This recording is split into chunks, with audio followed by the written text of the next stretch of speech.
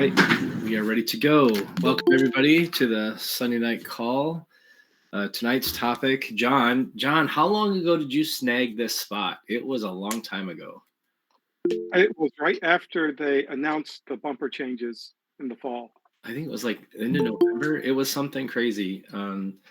Yeah, John went out and signed up right away for this roundtable slot.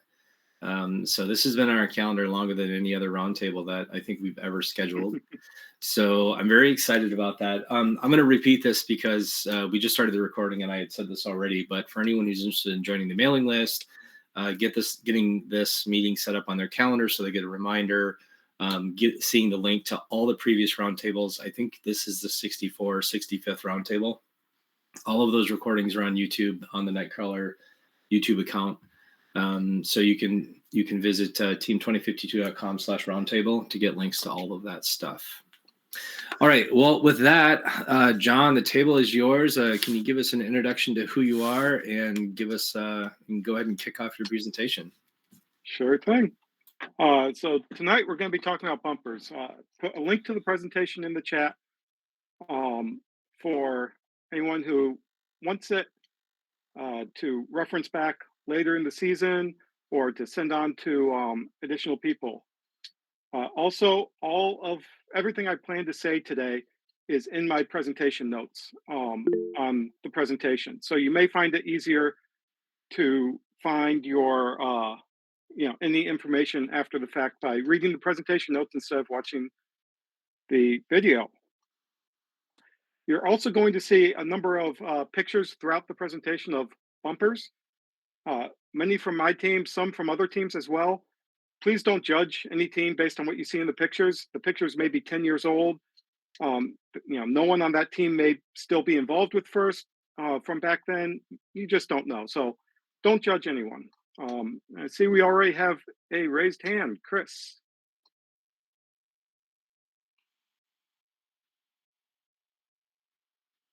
Is that an accidental raise? All right. So who am I? To start with, I've been involved since the 2007 season, which was the Robett's rookie year. So that makes this my 19th season working with FIRST. Back then, the bumper rules were incredibly different than what we see today. In fact, they were optional. So that first year, bumpers were not required on the robot. They didn't have to match your alliance color. They didn't have to have your team number on them. A lot has changed since then, but many of those changes have been incremental. Nothing like the wholesale change we've seen this year. I started inspecting in 2011 when my students kicked all of the mentors out of the pits. It was a great decision for them. They gained a lot of confidence and could show off, what they knew, and it was good for us. We have a lot of mentors still volunteering at events today. After that, I was fast-tracked as an LRI. I do not recommend doing that. It was certainly a challenge, but Minnesota was going under some huge amounts of growth at the time. 2011 was the first year for the Lake Superior Regional, and 2012 was the first year for the Northern Lights Regional. And in 2011 there, we only had one LRI who actually lived in Minnesota, down in Rochester. So we were kind of desperate. And we're fortunately getting better at recruiting key volunteers and getting them into a pipeline early. After that, I got involved with the Minneapolis Regional Planning Committee, and that just split this year into two planning committees, one for North Star, one for 10K, and I ended up on the 10K side of things. And finally, I'm on the board for FIRST Upper Midwest. If anyone has any questions on any of that, let's save those to the end of the presentation so that we can get into our topic for tonight. Questions about the bumper specifically, after this, please go ahead and raise your hand and we'll answer those as we go.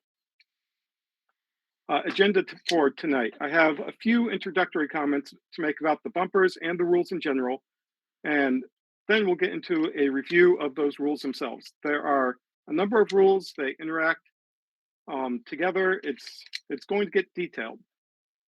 At the end, we'll also have a quick update on the inspection process. This is something that is outlined in the team guide that Nicole has sent out to all of the lead mentors. and it's also in the event rules, but I want to make sure everyone knows about it. High-level notes. It's important to note that what we talk about today may be slightly different a month from now when we all first meet up in Duluth. There are updates through the Q&A and the team updates that not only change the rules, but also can influence how we interpret those rules. So please be sure to check those two resources as you go out throughout the season, especially before you go to your competition, not only for the bumper rules, but for all of the rules throughout the rule book. And as we go through this, I'll be referencing several of those Q&A numbers that have already asked about bumpers and had some answers that actually provide some interesting insight into how we'll be using bumpers and why we did things the way we did. I think the biggest high-level takeaway from tonight is the whole approach to bumpers. It really has changed this year. In the past, the bumpers have pretty much been identical from one robot to the next. First told you how to build your bumpers, and you had to build it the way that they told you. This year, they don't tell you how to build bumpers anymore. They have some restrictions in place, and those are really there focused on providing some protection for other people's robots and the field during collisions, but not really for your own robot. It's possible to build some really lightweight bumpers this year that aren't going to provide the protection you need, and you'll end up damaging your robot, but they'll be legal.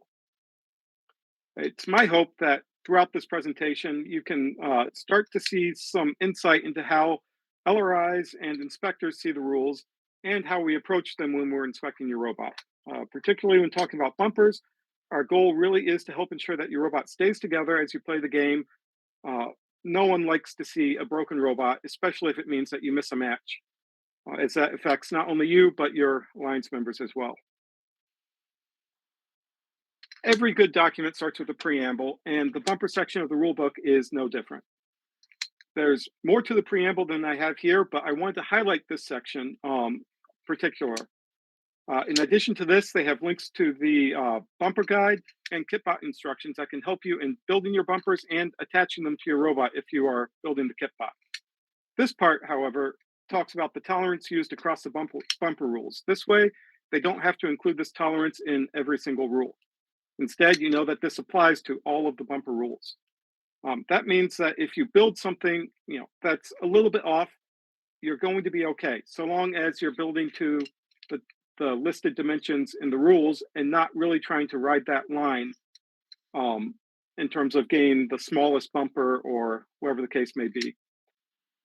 And this tolerance really is intended to be there to benefit teams and reduce the number of failures we see during inspection. So as an example, R402A, which we'll talk about in a little bit, requires 2¼ inches of soft padding on your bumpers.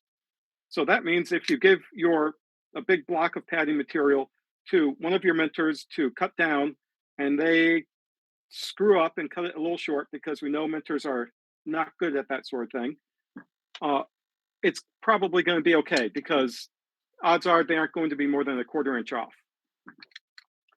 It also means that there's room within all of these rules for teams that are maybe a little bit more aggressive towards the rules to really ride that edge of what's legal based on this tolerance.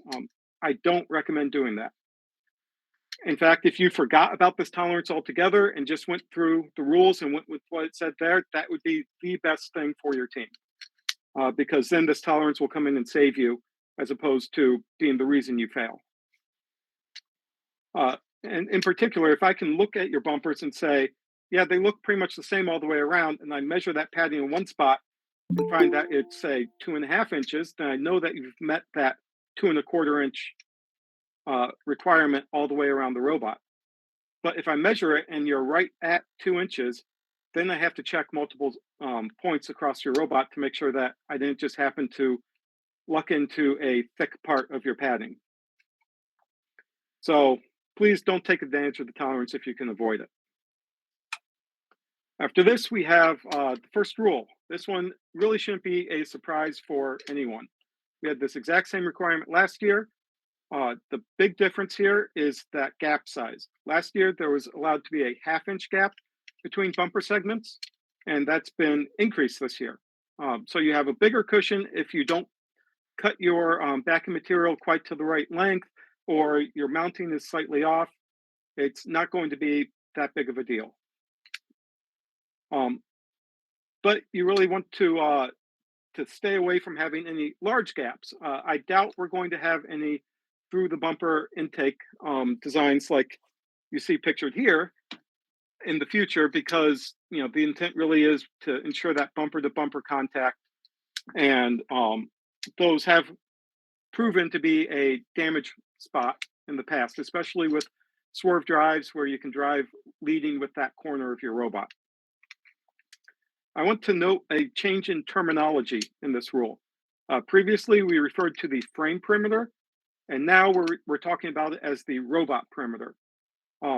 This was really done to try to increase clarity in the rules. Frame perimeter, we found, was occasionally being misconstrued by teams and confused with the actual frame of the robot, even if you had a gap in that frame. Hopefully, with robot perimeter, we don't have that confusion, and we're talking about that outside footprint spanning any gaps. Q&A 15 showed that there can be some confusion between R101, which defines that robot perimeter, and R401. So R101 includes an image that shows a gap in the frame. So, like this robot here had a gap in the frame. That gap there is simply there to help illustrate how the frame perimeter, the frame of your robot, is different from your robot perimeter. This rule tells you that you have to have your bumpers even spanning that gap if you do have a gap in your frame. Speaking of which, I'm also going to talk about a rule that does not exist this year. If you want to look it up in last year's rule book, it was R410. Prior to this year, we had certain requirements around supporting your bumpers with the structure or frame of your robot. That rule no longer exists. It had a tendency to lead to some confusion for teams and even inspectors mistaking supporting for attaching, which was not the intent. So while gaps in your frame are legal, you still need bumpers across them. And it really is a good idea to have something behind those bumpers so that there isn't a big unsupported section that could easily crack open on a hit with another robot. Your bumpers really do survive contact with other robots through a layered approach, including the soft padding, your harder but still somewhat flexible backing material, and finally a more rigid frame of your robot. So if you remove those layers, then you start to take bigger risks in terms of damage. For this next rule, it's a huge rule with many sections, so we're going to split it across a couple of slides. This one changed a lot, which is why it's highlighted in yellow here. This is possibly the biggest single change we've seen in the rules this year. There are a lot of different options for padding besides pool noodles, although pool noodles are still legal. If you aren't using pool noodles, please make sure you have a spec sheet or a product description available for your inspector so we know what's inside your bumper. Keep in mind that the dimensions here do receive that tolerance we talked about in the preamble, but please don't push it too closely. Except in any very exceptional circumstances, your inspector should not be asking you to open up your bumper. That really is something that we don't expect to have to do. We do not have to visually see the padding in order to inspect it. But I bring that up because this is one area, particularly this year, where inspectors may get a little overzealous because some of this padding doesn't feel like what we're used to feeling when we pick up a bumper in the past. So if you are asked to open up a bumper so that they can see what's inside, please ask to talk to a lead robot inspector before you do so. We don't want you to waste time or go through the hassle of having to take apart a bumper if you don't need to. And over a decade of being in LRI, I've only opened up 2 bumpers. and that's seen thousands of robots.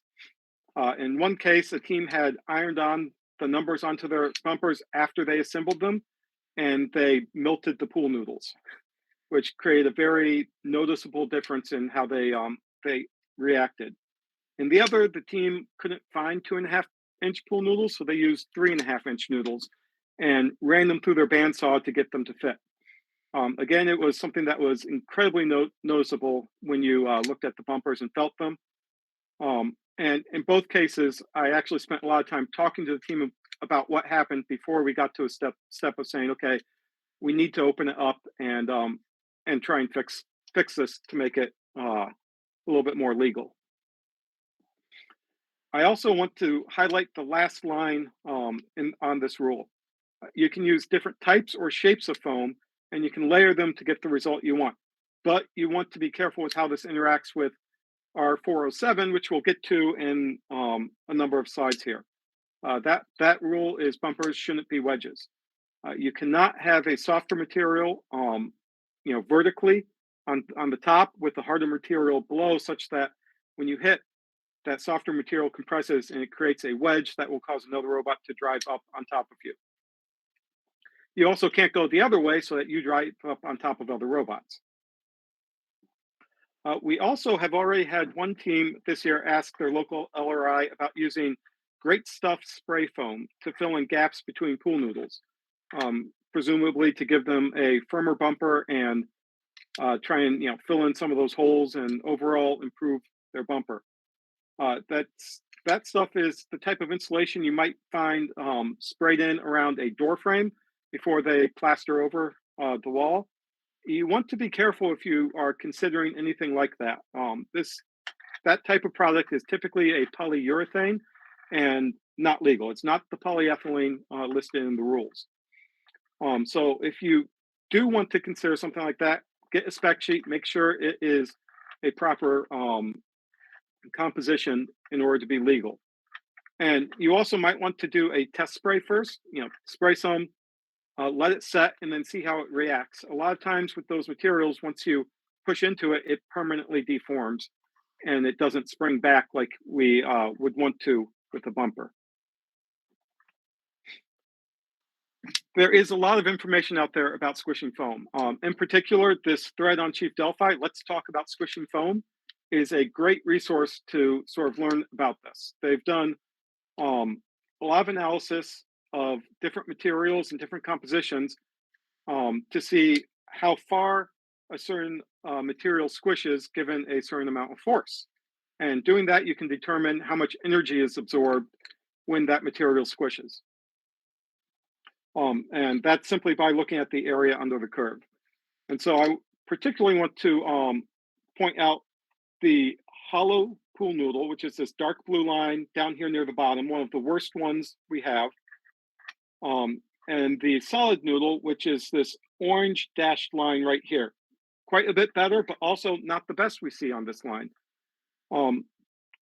So there's a lot of information here, but you know that if you go with that solid noodle, it's not terrible. If you go with the hollow noodle, that might be a problem. That might be where we've seen some more damage in the past year or two on bumpers than we have in the past as teams using those hollow noodles. But the option to use these other materials really is out there. So to give you an example, I have a hollow noodle here. Get that up. And you can see how the hollow noodle really squishes when I squish it. And so it compresses very quickly and very easily, which is not really all that good for your bumpers. On the other hand, I have a foam floor tile. Right, this is literally the same foam floor tile my sister has in her playroom for her kids, so they can run around and all that. Oops. With this material, you can see when I squeeze, it doesn't compress nearly as easily or nearly as much. And so it may be a little counterintuitive that by not compressing as much when you squeeze on it, it's actually providing better protection because it absorbs more energy in these high energy impacts in order to compress the same amount that your pool noodle would. All right, now your backing material. This is another big change. Last year, the backing material had to be 3/4 inch plywood. It had to be 5 inches tall. This year, that is really kind of wide open. You can have any material backing it, so long that it fits within the limitations of R404, which defines the depth of your hard parts of the bumper. And we'll get to that in a few slides. Plywood is still a great choice. I'm not recommending anyone go away from it. It's been used successfully in FIRST for over a decade. And even if we have seen, some examples of it cracking under pressure this past year or two, we have many more examples over that same time frame of it surviving just fine. You do want to consider what your material is very carefully. Q&A 12 really established that there is no minimum depth for your backing material or required materials. So you could, for example, back your bumpers with some really thin sheet aluminum and call it a day. The problem is, as soon as you get hit, that sheet aluminum is going to bend and stay bent, and it's not going to do you very much good. So this is one area where I would really highly encourage staying with what we know works, and letting someone else take the risk to prove out a new material or a new thickness. There's a second big change that's hidden in here from last year. This rule last year had language around small clearance pockets or holes in the plywood, intended to facilitate getting your plywood really firmly up against your frame. That language, as you can see, no longer exists in this rule, which actually means that you don't have to worry about inspectors trying to determine how small a clearance pocket is in order to pass, or that it doesn't affect the structural integrity of the plywood or anything like that. It really shifts the burden of making sure that your bumper backing material is structurally sound to the team and away from the inspectors. So we'll see fewer, we won't really see inspectors failing teams for having clearance pockets. Instead, we'll see the bumpers failing on the field and then the team having to fix it. So you really should still try to minimize your clearance pockets or anything else that could affect the structural integrity of your material here. I also want to note that there's a minimum height here of 4.5 inches with no maximum height specified. And that means, and there's no rule that says that your bumper has to be the same height all the way around. That means that you can use more functional designs are perfectly legal. It doesn't just have to be for providing that bumper protection on the robot. For example, you could have taller bumpers in the corner to protect your swerve modules and somewhat shorter bumpers in the front so for your intake to go over the top of the bumper. You could also have your bumpers slope towards the middle to help you in centering the cage if you're going after a deep cage climb. So there's a lot of different things you can do functionally with your bumpers this year that you haven't been able to do in the past. I also want to really emphasize the difference between the second red bumper right here and the blue bumpers, right? So this OK bumper, the second one, has backing that is bigger than the padding, while the not OK bumpers have backing that is smaller than the padding. Your backing has to at least be as big as your padding. We don't want your padding overhanging because the padding doesn't really do any good if it has nothing behind it to squish against. And that was emphasized in the response to Q&A 25. We also have Q&A 88, which asked about the extent of the backing material, which basically says anything goes. And it doesn't just have to be limited to this concept of your 3/4 inch plywood or substitute material.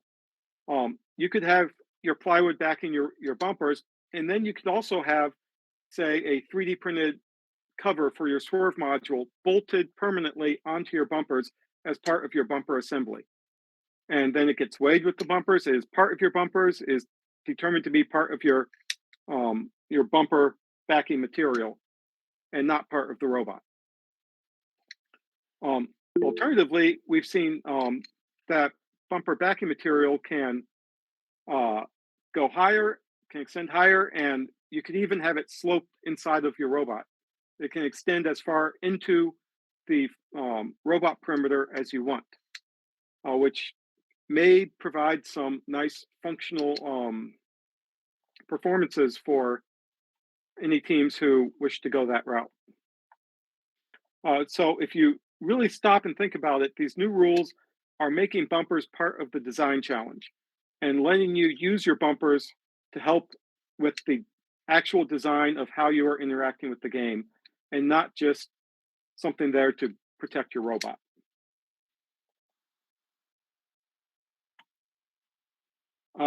So this rule is pretty much as the same as it's always has been. You have to have cloth covering your bumpers. Parts of this rule did go more in depth in the past, and I specifically want to talk about those because they are no longer in this rule. So it opens up a little bit more abilities for teams here. Cloth no longer needs to be rugged and smooth. So as inspectors, we will not be trying to determine if your cloth will survive being out there on the field. If you want to use build silk bumpers, you can. It will pass inspection, and then you will go out on the field and they will get ripped to shreds. So I don't recommend doing that. You can also see that there's nothing in here. Yes, we have a question, Kevin. Trying to take myself off mic. Bumper materials, you said anything goes. Is that including putting textured stuff onto your bumpers to assist you in sticking to things better? So if you want to stick, I was just getting to that. Excellent question. coral reef better? Yep. So in the past, there was a section in this rule that prohibited additional coating applied by the team. Right, and that was something that arose a few years ago when teams asked about using a spray Teflon on their bumpers so that they could be smoother in order to get away from a defending robot easier. And that was basically added to the rule to expressly prohibit that. That is no longer the case. So if you want to use a spray Teflon or some other sort of spray adhesive on there to make your bumpers a little bit more sticky when you're playing defense, you're allowed to. Within the rules, there is we do have to pay attention to rule R205. Don't contaminate the field. Anything you put on your bumpers cannot rub off onto the field or onto other robots. It has to stay with your robot. So if you are going to use something like that, you want to be careful and make sure that it's not going to run afoul of R205. I'm going to ask one more follow-up on that. Does that include like putting a cut-resistant material on it? So putting things that have those little knobby things on there so that people don't get hand cuts? Or is that pushing the envelope too far? And I need to show you. I'm not sure what product you're talking about. There's a company called Super Fabrics that's out here in lovely Oakdale, Minnesota, that puts ceramics onto fabrics like Cordura to make it so that if you try to cut your hand, it will make sure you don't cut your hand. So they put little ceramic beads on it. Yeah, that might be pushing it a little bit too far. That might end up being considered a hard part and not allowed past the hard part limits. I think it's something that I would have to see and interact with to try to really figure out if it's hard or not. Fair enough. On your bumper. That's why I was asking, because I want to push ask. This is a great place to ask those questions and push the limits now. It is a local manufacturer, just for everybody to know. It's a company called Super Fabrics. They're local to Minnesota. They make some really cool and different materials. All right, Scott, you have a question? Yeah, can we go back a slide? Oh, sure. You had made a comment here when we were talking about this backing about how you could 3D print swerve guards and put them on your bumper. It's something about extending inside the frame. Isn't there a rule about the maximum depth of the hard parts of your bumper, or maybe that's changed? There is a rule, and we'll talk about that in Okay. a few slides. But that rule specifically is talking about how far the hard parts can extend past outside of the robot perimeter, not inside of the robot perimeter. Ah, okay. So if your bumper plywood here was 5 inches thick, so long as 4 inches of that was inside your frame perimeter or your robot perimeter, then you would be okay. I see. Okay. Good questions. Let's see. Where was I? Yep. You'll also notice in this rule that there is no call outs for multiple layers. Previously, it was said the rule said that you could use multiple layers in order to show your alliance color. That is, no longer the case. That doesn't mean that reversible bumpers or bumper covers are suddenly illegal. Instead, by being less prescriptive, the rules are opening it up. Instead of telling you what you're allowed to do, we're trying to tell you what you're not allowed to do here. So that means you can use multiple layers for any reason you want to show your red and blue. If you find it beneficial to have a rugged layer with a smooth layer attached to it over top, you can do that and have multiple layers that way. So long as it fits within that soft parts rule. You do want to make sure that your cover is going to hold up to gameplay. Even though we're going to allow you to build silk bumpers, it's really not a good idea. That and the questions, I think we got through everything I wanted to talk about here. The fastening system. Your bumpers do still need to be removable. This actually tells you that they have to attach to your robot perimeter, but the one that says that they need to be removable comes up here in a few more slides. But the point here is that they have to be well attached during the match. And that's why I included G413 here as well. It's not a robot rule. We are not inspecting to G413. But if your bumpers come off, if they become partially detached, if they move out of the bumper zone, you have to be careful because you will get disabled on the field. And then it'll be a case where the head ref asks us to go work with you to make sure that that's not going to happen again. One of the things that isn't necessarily very clear in this rule is how it's interpreted relative to the bumper zone. In the past, we had this bumper zone, and all parts of the bumper, including the fastening system, had to be inside that bumper zone from the floor to 7.5 inches off the floor. Now, with there being really the bumper zone definition being different, you don't have to worry about that. So your attachment mechanism can actually be outside of where your backing material is. And so for certain robot designs, you may find this beneficial to be able to have a bracket that comes up above your backing material that you can screw in, or just extend your backing material higher and screw straight through that. It really gives you a lot more options to ensure that your bumpers are well attached to your robot.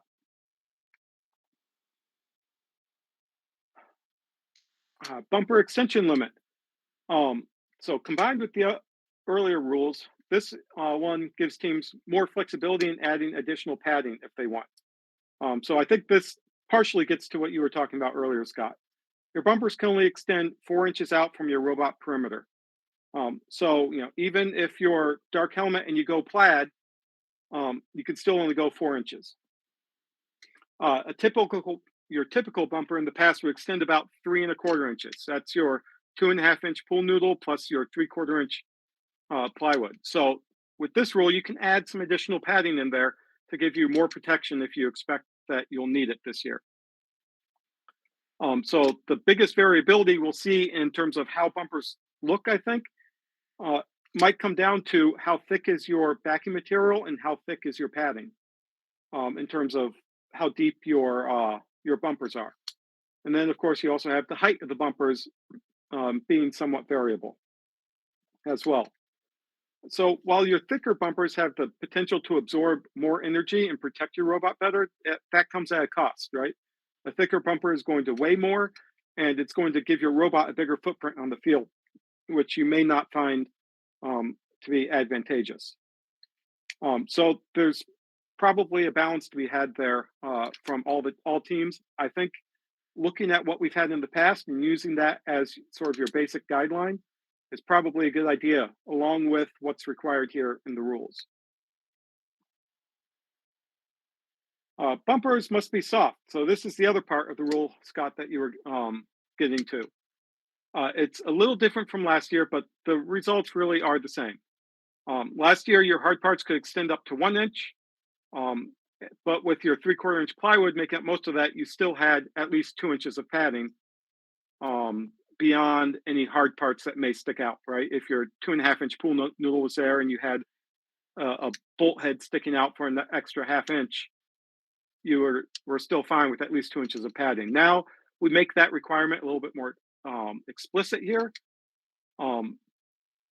and especially with the allowing you to use smaller materials, thinner plywood, or other materials. You have a lot of variability here in terms of whether you go with, something very thin but sturdy or something a lot thicker as your hard part backing material. And you also want to, watch out for having long bolts that stick out into your bumpers. Yes, your bolt may stick out 1.25 inches, but if you have a real thin backing material, then your 2.5 inch pool noodles may not give you 2 inches of softness past that long bolt. So you do want to be careful with that and make sure that you're doing things correctly. I also want to note that this rule specifically was updated on Friday in Team Update 6. They added the middle sentence here saying that only the padding, the cover, and soft fasteners used to secure the padding or cover are permitted beyond this limit. So this is a good example of how the rules can change between now and competition, adding some more clarity to them, and that clarity may make something you are considering illegal. This particular update was a direct result of Q&A 80, which had a focus on using Velcro to attach the fabric seams between different bumper segments to help secure different segments together a little bit better. This rule is another big change. In the past, bumpers had to fit entirely within your zone, which we've already alluded to. Now, they simply have to cover that entire zone. The minimum height for your bumpers is greater than this zone, so your bumper is going to stick up above and or below the zone by some amount. And as you can see in the diagrams here, we have different size bumpers. And the rationale here really is to ensure that we have enough overlap in the bumpers between two robots that we don't see one riding up on the other. In the past, that maximum overlap or the minimum overlap you'd have between two bumpers was 2.5 inches, which is the diameter of your pool noodle. And it made it a lot easier for robots to ride up on each other. Now you have a required overlap of 3.25 inches. So significantly more overlap. It really is the hope here that we see robots riding up on each other less often than we have in the past. Once again, the tolerance that we talked about in the preamble applies to this rule as well. So if you are trying to get that bottom of your bumper right at 2.5 inches or the top, right at 5.75 inches, and you're off by just a little bit, that tolerance is going to come in and save you. So don't rely on that tolerance, but just be aware that it is there if you really want to get close to these limits. It really is to your benefit, though, to maximize that overlap when you are hitting bumper on bumper. And I also want to emphasize that for this game in particular, this bumper zone limits do mean that that deep cage is going to hit your bumper if you drive straight into it. So if you are planning on interacting with that deep cage, that's something you need to take into consideration. All right, this one has a change in it that is has the potential to impact a lot of teams. You can see from the pictures I've crossed out here that some common construction methods that we've seen across the years are no longer legal. The one on the left here that I have crossed out shows having a pool noodle that is wrapped tightly around the corner in such a way that it compresses that noodle into that corner. By pre-compressing it, you're removing some of the protection that pool noodle has. So that's no longer legal. Instead, it means that you need to have different sections of pool noodle meeting at that corner. And I also want to point out the difference between this one on the right and this third one on the top. Both of those show having your pool noodles or other padding material mitered in the corner. The difference is this one on the right is composed of two different segments, and there is fabric between the two. And the reason for that in particular is because this can leave a gap between the two segments and result in an impact on that corner getting right down to the hard parts. So what I have in my picture here with the two different segments being that mitered is no longer legal. I do have an example here of a bumper. You can see this is a single bumper segment with fabric going all over it. And when I open it up, you can see that the pool noodles inside are mitered to meet at the corner. This construction method is legal. What is pictured is not.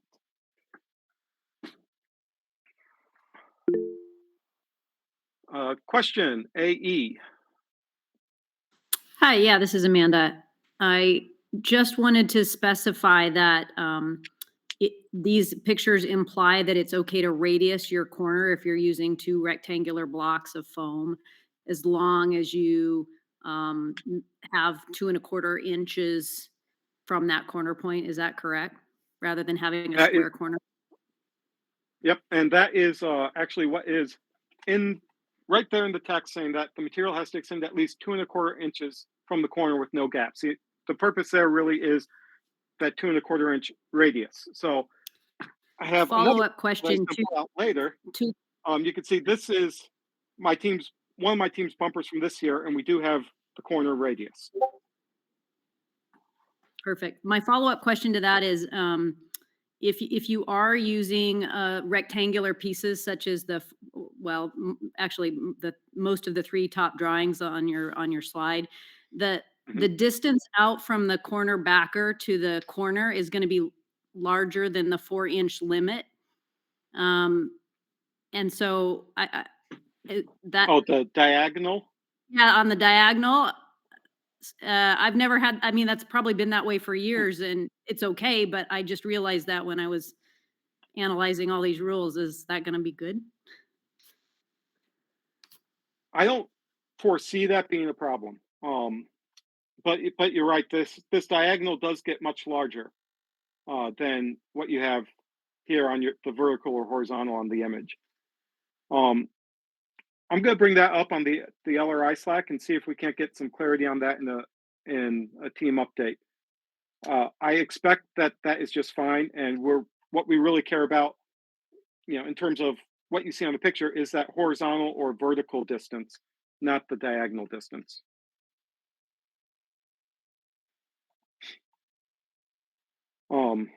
So like we said, the key here really is making sure that we have protection on that corner, particularly with swerve drives, being able to drive with that corner facing forward, having big impacts there. We want to make sure that we have sufficient padding material and can really absorb some of that energy. I also want to emphasize this image here on the right. This rule does not mean that you can't have separate segments per side meeting at a corner like this. It just means that the padding from one of those segments has to extend into that corner while the other one does not, so that you don't meet at that mitered angle. And the intent there really is, any way you hit this corner, you're really going to be hitting padding. And there's no way to really get through that padding with something the size of a robot. All right, 407, bumpers shouldn't be wedges. It's not a big difference from last year, but with the different foam materials we can use this year, it's really worth pointing out. And for this one, I include the blue box because the blue box really, I think, says more than the rules do in terms of understanding how this applies in particular this year. Part A talks about having different padding in different spots vertically, which can create a web shape, which we talked about briefly when we were discussing 401A. Part B talks about rounded profiles. Now, I know what you're thinking. If we have a pool noodle, this has a rounded profile. And you have two of those, while the tops and bottoms of your bumper is going to be somewhat rounded, like you can see with this one here, where it's rounded a little bit at the top and bottom. That's still legal, and I would use that as my guide as to sort of what the limit is in terms of legal rounded profiles at the top and bottom. Part C talks about that specific profile of your padding. Since you can have padding that is different depths, it could be a minimum of 2 inches, it could be a maximum of almost 4 inches. You could just take your padding and cut it in a wedge shape, and that's not allowed here. And so the goal here really is that when two bumper hits, it's a flat vertical surface hitting another flat vertical surface, so that no one rides up onto another one. So hope that one is clear. I think maybe that might be the biggest risk with allowing us to use different types of padding in our bumpers this year. Yeah, Kevin, you have a question? Yeah, I just want to make sure I understand the tapered part. So if I wanted to, I just want to make sure, if I wanted to have 4 inches thick around my corners, but only 2.5 or 3 inches thick in the middle so I can get my deep dive in easier, that is legal, if I'm following this correctly? Or is that illegal? I think that would be legal because that you aren't thicker or thinner from to the top to the bottom. Right, yeah, no, Really I'm going across. Yeah, that's why I wanted to double check. Yeah, going across, I think that would be okay. Okay. But that might be a good question to ask on the Q&A to get some clarity on it. Thank you. Yep, Scott.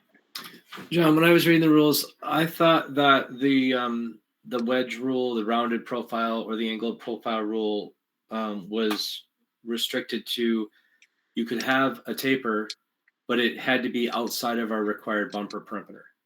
So if you had an 8-inch tall bumper and you put a 45 on the top of it, you'd be okay because that was above the 5.5, 5.25 inch limit. Is that not the case?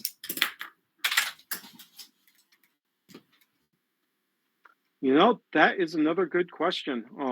That would be a good one for the Q&A because this right here is all that we have to this rule about them being wedges, and it doesn't specify, inside the bumper zone or not. Okay, because when I read that can't be rounded, profile. I thought, well, what are we going to do about pool noodles? And then I realized, with your pool noodles, that just basically means that the rounded top part and the rounded bottom part have to be above and below that bumper limit. So you'd still be able to use the rounded corners. While you continue, I'll go see if I can find what it was that I read that made me think that was the case. Yeah, that'd be great to see. All right, R408. Bumpers do still have a weight limit. Now this is different than how we've done it in the past. In the past, you've had a 15-pound weight limit for the bumpers. Now we have a weight limit for the robot of 115 pounds that has been lowered 5 pounds from what we've previously had.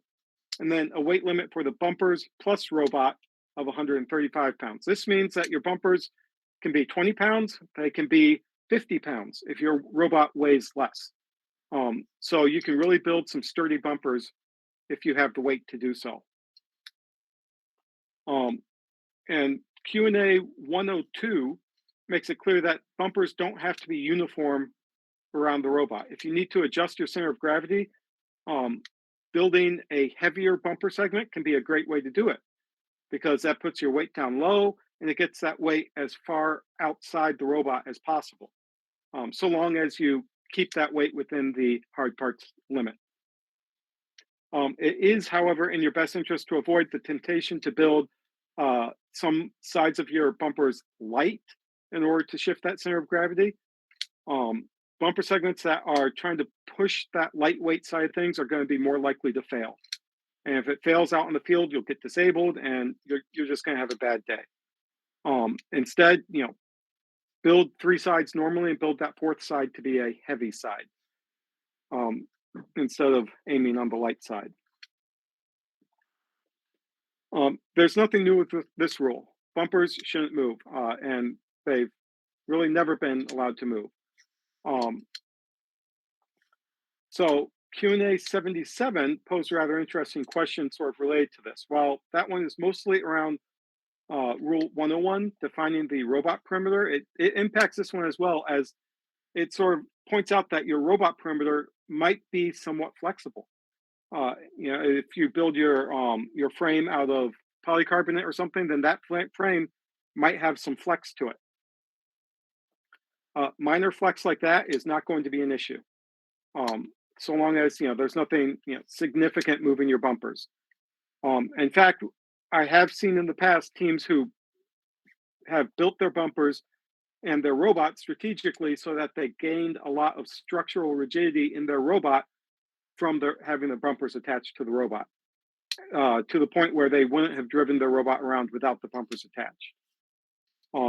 So it certainly is possible to have that sort of semi-flexible frame with bumpers attached to it. Just knowing that when we go to measure your frame perimeter, we're going to do it with the robot in its resting state. We aren't going to be trying to compress your frame or flex it in any way. 410, bumpers must come off. Include these pictures because I thought this was a really cool, creative design for attaching bumpers that I saw from a team a few years back. Nothing really new to this rule either. Well, like I mentioned before, we're going to be weighing things the same way we have in the past. We'll weigh your robot to make sure that it's under the 115 limit. And then we'll weigh your red bumpers and we'll weigh your blue bumpers. And then we'll use the computer to add the weights together to make sure that whether you're red or you're blue, you're still going to be under that 135-pound weight limit. The blue box under this rule provides a guideline that bumpers should be able to be installed or removed by 2 people in under 5 minutes. That's a great guideline. I strongly encourage every team to get to that point where you can put your bumpers on and off very quickly. And that's for your benefit. It is not an inspection requirement. An inspector is not going to be standing there with a stopwatch timing you as you replace your bumpers. But if you make it to the finals, to the playoffs, and you have somewhat quicker turnaround times between matches, you don't want to spend that entire time changing your bumpers from red to blue or vice versa. Make that quick, and then you can spend your time fixing the robot or testing whatever needs to be tested so you're ready to go for the next match. There's really nothing new with this rule either. You need to be able to display both red and blue bumpers. You also can't include any markings other than your team number and the first logo. That means no team logos on bumpers. The biggest issue we've had with this rule, displaying your red and blue alliance color, is with reversible bumpers showing a part of the wrong color. So updated guidance this year says that when we consider this narrow areas of underlying fabric exposed at seams, corners, or folds, means if you have a reversible bumper and the very end of the bumper, there's a patch, about maybe that big of the wrong color showing, that's okay. We aren't going to nail you for that. So you don't have to get real fancy with the sewing on the corners of reversible bumpers if you don't want to. That said, I think you want to make sure that your alliance color is obvious. If it's not obvious, there's going to be a problem and they'll disable you on the field. And you want to make your bumpers look good. They are often the first thing people see when they look at your robot, and they form a first impression. The better your bumpers look, the better your robot looks. Team numbers. There's really nothing new with this rule this year. You do have to have your team numbers. You cannot have large gaps between the numbers, like you see in the bottom left picture here. The minimum height for those team numbers is a little less than it has been in the past. I really don't see any benefit to going with those shorter numbers, other than the fact that some off-the-shelf numbers that teams have wanted to use on their bumpers in the past were slightly smaller than was legal, and this makes those slightly smaller numbers now legal. Bigger numbers make it easier to identify your team for scouters in the stands, and you want them to know who you are when you're doing all this great stuff out in the field. So making your numbers obvious and easy to read is definitely to your advantage. In terms of this gap, it can be really tempting to put a big gap in there if you find that the texture difference between your fabric and your numbers causes issues with trying to pick up a game piece. But you aren't allowed to do that. It's a much better idea in that case to put your number off center, so that it's off to the side as a full number instead of in the middle of the robot. I've also had teams who wanted to split their numbers like this because they drive with their intake down all the time, and that intake blocks their team number. It's a much better idea in that case to put your team number on your intake. That way, when your intake's down, we can still see your team number. And that's really it for the bumper rules. John, just a clarification, you could put your team number on your intake additionally, but you still need to have it on your bumpers, even if it's going to be hidden by your intake. That's correct. Thank you, Katie. Katie Bach, one of our other regional LRIs here. So I want to talk about process changes here. This comes into effect with E403 and is found in the team guides that Nicole has sent out to the lead mentors. For anyone here who attended Duluth or Grand Forks last year, we had some very, very long lines at inspection. And it took us, an hour or so to clear those lines. And meanwhile, we've got all these robots and teams clogging up the aisles and the pits as they're just trying to get through the scale. And that's what this new rule is intended to address. So by weighing robots and bumpers during load-in on Wednesday night, instead of waiting until Thursday morning after pits have opened, we can get a start on that and avoid having all these robots queued up first thing in the morning on Wednesday. This is optional, so if you are attending an event outside of Minnesota or North Dakota, check with your event management to find out if they're going to be supporting this. All of our events in Minnesota and Great Northern up in North Dakota are making use of this. We strongly encourage every team to be ready for inspection before they load into the venue. If you are, you can then bring your robot up at any time while you're loading in during that load-in window to get the weighing portion out of the way so you don't have to sit in line Thursday morning. I want to emphasize that there is no rush to weigh in during the load-in period. It doesn't matter if you weigh in at 8:30 when we close the pits, or if you're weighing in at 6 o'clock when pits open. It doesn't give you any advantage either way.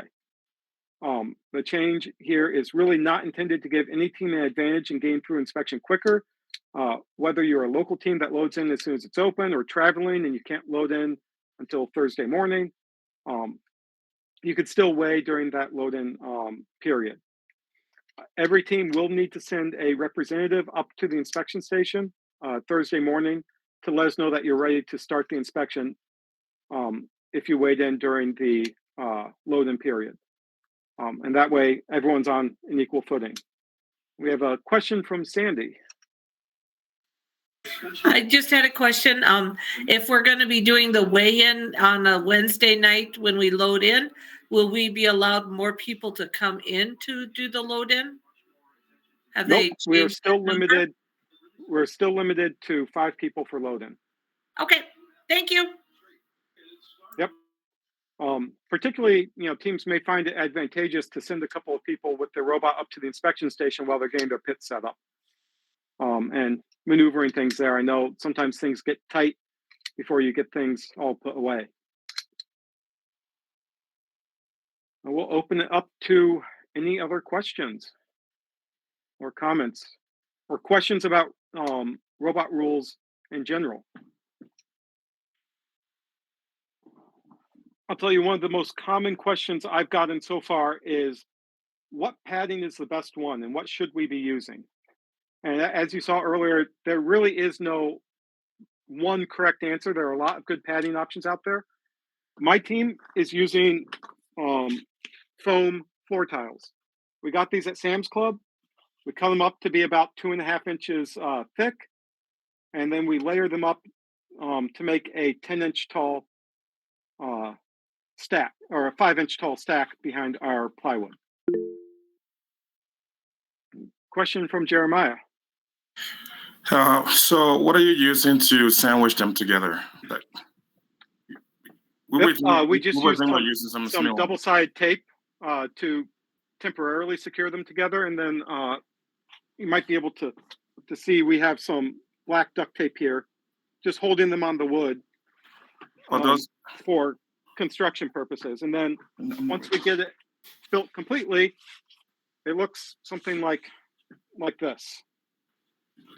So now you can see a great job done by led by our mentor Candice Leger in sewing up this bumper yesterday. Nice. Well, don't the tiles come square shape, right? Yeah, the tile comes like this. It's a big 2-foot by 2-foot tile. Okay. We used a laser that the school purchased last year to cut these in 2.5-inch strips. Okay, then how do you join them on the long ends? Yep. Yeah. So then,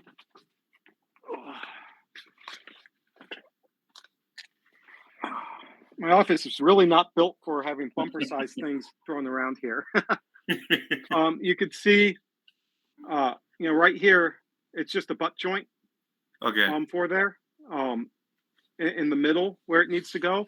Okay. And then on the corners, if I can show a corner, you could see we did it sort of a finger joint where you have pad from one coming up, and then underneath that, the pad from the other side coming. Sweet. And that gives you that really firm, strong corner that we were looking for with this option. That's awesome. Thank you.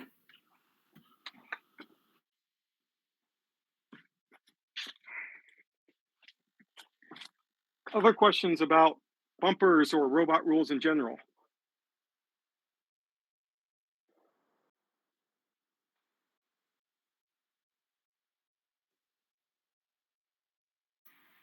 Scott, did you find anything else about what you were thinking about that wedge? Yeah. I haven't found it yet. I was certain that the rule for the wedge was within the bumper, referred to within the bumper zone. But now I don't see it, so maybe I just dreamed it. I am not sure. You might be thinking because it says must not act as wedges when interacting with other bumpers. And so I think there's probably an argument to be made that if it's outside of the zone that's guaranteed to interact with other bumpers, then, just like the top of a pool noodle being rounded, as it tails away from the flat surface that interacts with other bumpers. Yeah, I agree. That is less critical.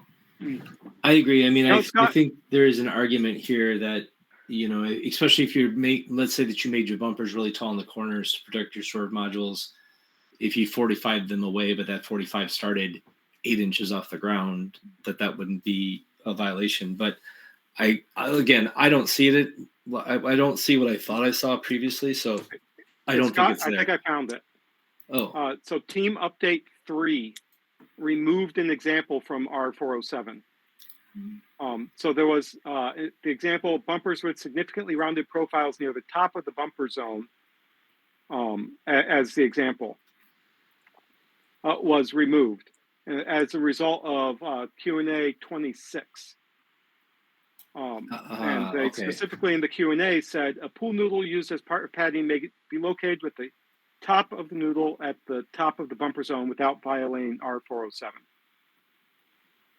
Okay. So that's probably what I read before now is no longer even in there. Okay. All right. Thanks. Yep.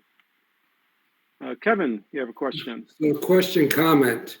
When the bumper Sure. rules first started coming out, I didn't read them carefully enough, so I reached out to some global manufacturer of foams, and they mentioned to me that polyurethane foams were better than polyethylene foams because they are more resistant, and that over the time of use, they will continue to give you the exchange that you're looking for versus a polyethylene foam. You mentioned that polyurethane isn't allowed from a different part of it. Is there a reason that polyurethane foams aren't allowed? Is there changes potentially that could happen to bring those types of questions up? I'm just curious. That's a great question. The committee that was investigating the bumpers last summer came up with the list of approved padding. And I'm not privy to how they came up with that or what other materials they may have considered. But it does specify pool noodles, solid polyethylene closed cell foam, or solid EVA closed cell foam, or foam floor tiles. So polyurethane is not on the list. Yeah, no, I understand that. I guess the question is, how do we bring those comments up, maybe not for this year, but maybe for next year, as if, as improvements? Yeah. So if you were to ask that question on the Q&A, I think the answer they would give you would be that, it's not the right spot for it. Instead, they would encourage you to email the team advocate or team support at First Robotics Competition at firstinspires.org. Perfect.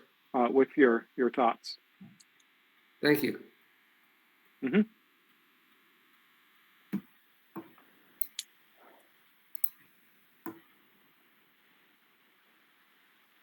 Any other questions or comments? John, I think this might be in the manual, but rather than going back and reading it for the sake of the audience, are snaps allowed for fastening your fabric since they're not soft? If they are in the hard parts section of the bumper, they're fine. Yeah, so if you were to put your snap on the top and the bottom of your bumper frame, yes, of course, that makes sense. Yep, and that's always been the case. We have a question or comment from Jim.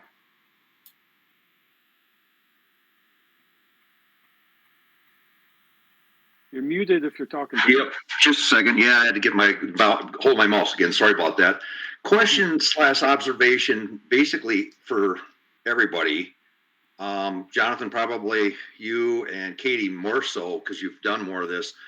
But with the foam materials being 10, 15, 20% more dense than what the pool noodles were, and if you're using the same cross section of the bumper, when you got the round pool noodle versus these other foams, so you got maybe roughly 20% more foam, at what point do you get the bumper so stiff that it starts to transfer that energy into the robot and potentially cause damage, to connections or other things? Where's the point of diminishing returns? I'm just wondering what people's thoughts are on that. Yeah, that's a great question. If you read through that Let's Talk About Squishing Foam thread on Chief Delphi, you'll see a lot of analysis about amount of energy absorption. And one of the things that really stood out to me there is that solid pool noodles absorb about 20% more energy than your hollow noodles. And then the best we have data for in that thread is about 70% better than those hollow noodles.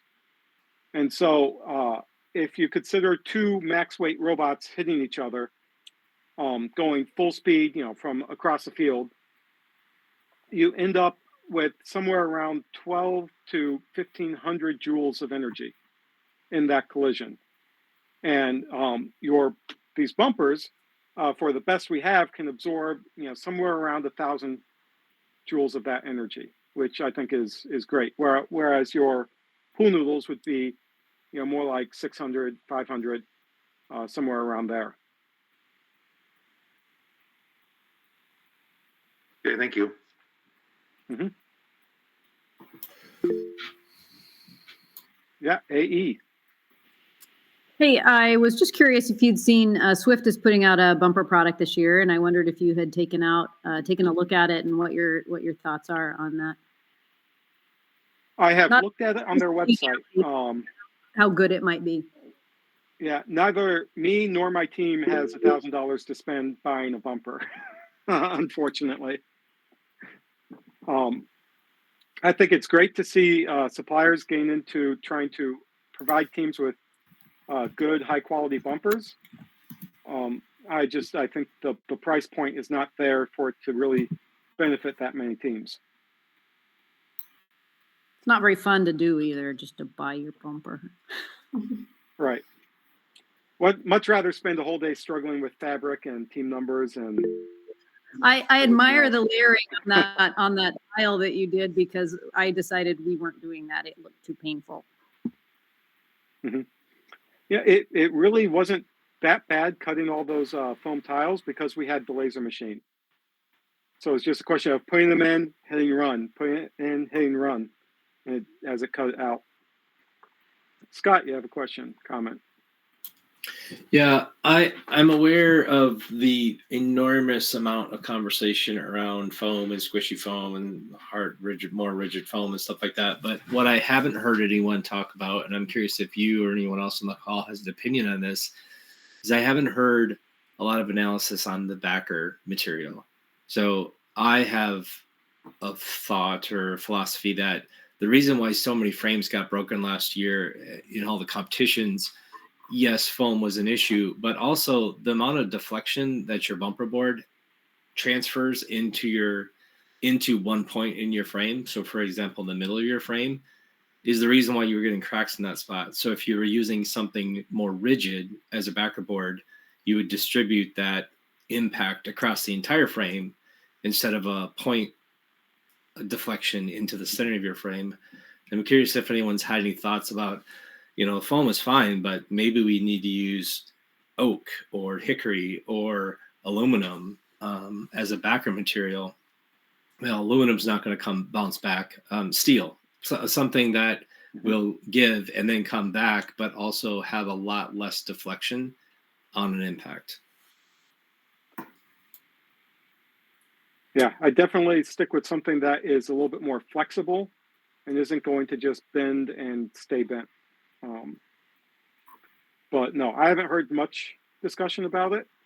It certainly will be interesting to see what teams try and what we find out this season from their efforts. So some of the things, Scott, with the backer, I think we try to do a test on one of our prototypes, and it was, if you're gonna use 3/4 inch plywood, use a really good plywood.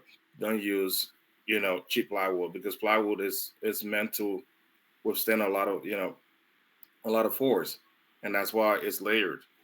But if you go buy something that's, crooked with a lot of imperfections in the wood itself, because you're buying it from a construction grade, I would not use a CDX.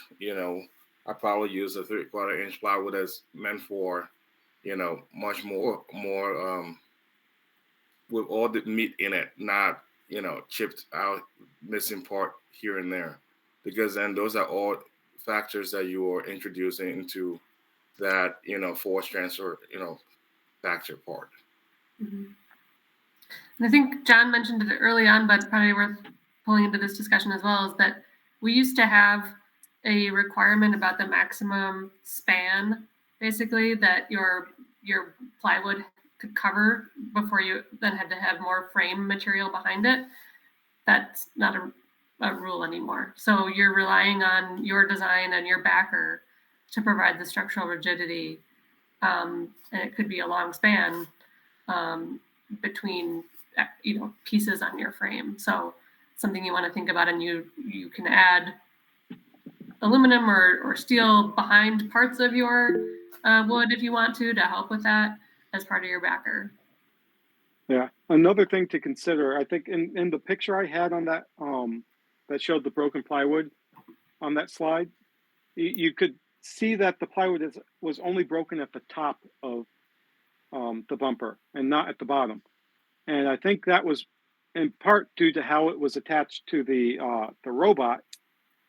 The frame material behind the bumper was only on the bottom of the bumper. So it broke on the unsupported top portion of the bumper. So supporting your bumper with more rigid material behind it is certainly beneficial. Lisa, you have your hand raised. I do. I'm wondering about people who had their frames broken last year, if their bumpers were constructed in multiple pieces. Like the ones you were showing from 2177 were a box, but sometimes I see two C shapes. And I'm wondering if damage that people were seeing were at those gaps between two C shapes, or if they were under, the damage to the frame was under a full span, or if you just, nobody really knows, it just happened where it happened. I don't know. I do know that my team's frame did actually crack in half at one of the competitions, and we had a full box bumper. And the crack happened right in the middle, and it was really due, I think, more due to the rev extrusion that had some issues last year than anything else, as well as the design of the robot and how it was supported right there. Thank you. Scott. We had a full frame, full circle bumper. We took damage on all sides of our robot last year in our first regional, and we were also using the oversized oodles of noodles. Their nominal diameter was almost 2 3/4. It was 2 5/8, solid core. They're really good oodles of noodles. And we took damage in the middle of our frame on all four sides with a full box and really, really good padding, which makes me raise the question about the deflection of the backer board. Mm-hmm. For sure. Thanks. Yeah, and I think some of that came not just from robot on robot impact, but robot on truss impact. I think really played a big part last year. Those trusses were just murder on robots. Any other questions or comments?